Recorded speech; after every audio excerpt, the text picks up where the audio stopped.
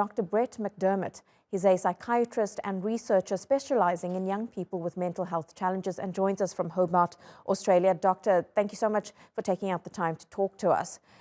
Now, in these My pleasure. situations, people often talk about the resilience of children, but there's no way something like this doesn't affect children and young people. How does this type of trauma manifest? I mean, there is a belief, a myth, if you like, about child resilience. But the fact is, resilience is a relationship with what happens. And no matter how resilient you are, this kind of disaster can completely overwhelm you. And I think, people on the ground have seen this on a daily basis. I mean, everybody has a point where their resilience may be overwhelmed. And, the destruction, the death is easily likely to do with this. Look, children and adolescents, there's been 30 to 40 years of really, really competent research that shows they can have mental health presentations just like everybody else. They're not strangely or magically protected. Children can have mental health problems, and it kind of varies from the different age. So, adolescents can look very much like adults. They can get depression and anxiety and post traumatic disorder.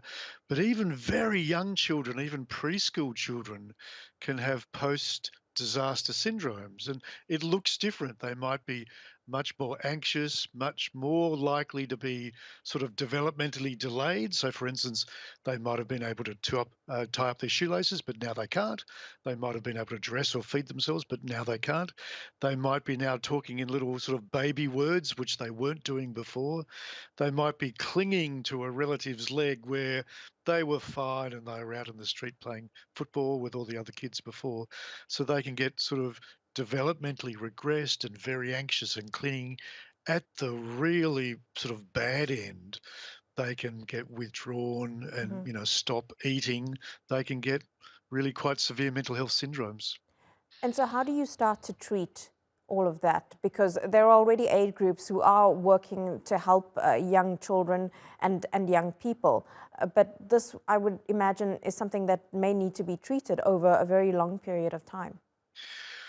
Yeah, and without treatment, it might change their trajectory for their whole life. I mean, we know that people that have, very high trauma loads, they have difficulty at school, they have difficulty learning, they have difficulty forming relationships, they might be more likely to harm themselves later. So it can actually affect their trajectory, and treating them is really very important. Look, the first, most great trauma therapy around the world is done by parents. You know, good parenting and good grandparenting is the first thing we need to do, and we need to encourage any carer of the child that if they look after themselves and manage their own anxiety or depression or anger and don't show it to the children too much, that's a really powerful thing. Children look to adults to modulate and modify how they react. And if my Mm. loved ones are bearing up, that's really important.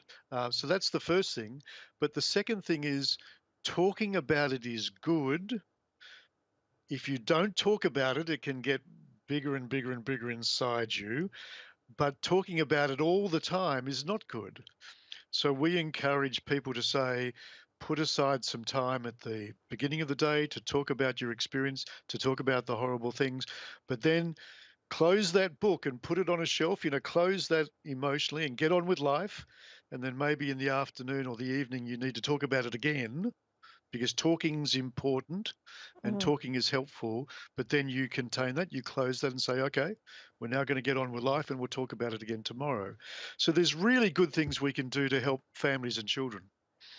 Yeah, and I'm wondering though, you talk about parents and grandparents Mm. helping in this, but that could be difficult if they have also obviously gone through this trauma and trying to help themselves.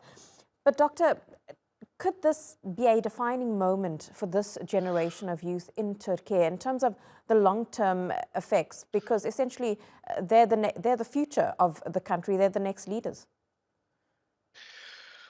Absolutely. And I think Turkey has got it clearly has, a major rebuilding task. It has an infrastructure task. It has, you know, obvious things that we're seeing on the screen now, but it also has an emotional challenge to try to mitigate as much as we can this this 1 in 100, 1 in 200 year event, and things like getting schools going again, even if it's a school in a paddock, even if it's a school in a tent, getting that going, getting, opportunities for learning, opportunities for interaction, opportunities for sport, opportunities for creativity, getting those things back together, um, even in the context of this, horrible event, those kind of things are going to be a challenge of the country because, yes, this could change the trajectory of a generation, but it doesn't have to. It all depends on, the next year, really. Yeah, it's that sense of normalcy that needs to return to the lives of so many people. And doctor, it's not just in these 10 provinces where this trauma is being felt, because it's palpable throughout the country. This is a collective trauma to anyone who's living here.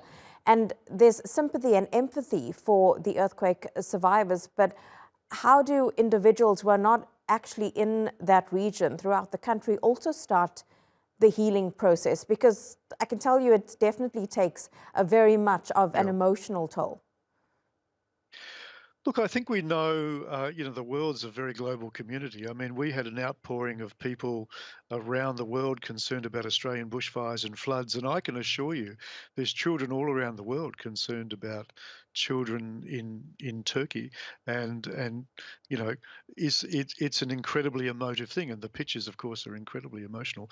I think again, sometimes it's really important that going forward is not defined by anger. There is a place for anger, and there's a ways to deal with that. But going forward is really going to be defined by hope and people doing positive things. There are positive things that can be done by people around your country. There can be, donation of school supplies for kids. There's schools that haven't been affected, partnering up with schools that have been affected.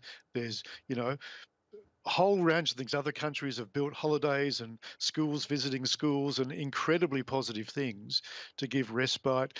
Teachers need rest. Teachers are going to be under incredible stress. School principals are going to be, community leaders are going to be under incredible pressure and stress this next year to 2 to 3 years. And around the country, people can help in very, very practical ways. So I would get people starting to thinking about community connectedness and what your community can do to help one of the affected ones. There's practical things that can be done. Yeah, this really is something where communities have to come together, and there is always hope. Thank you so much, Dr. McDermott, for speaking to us.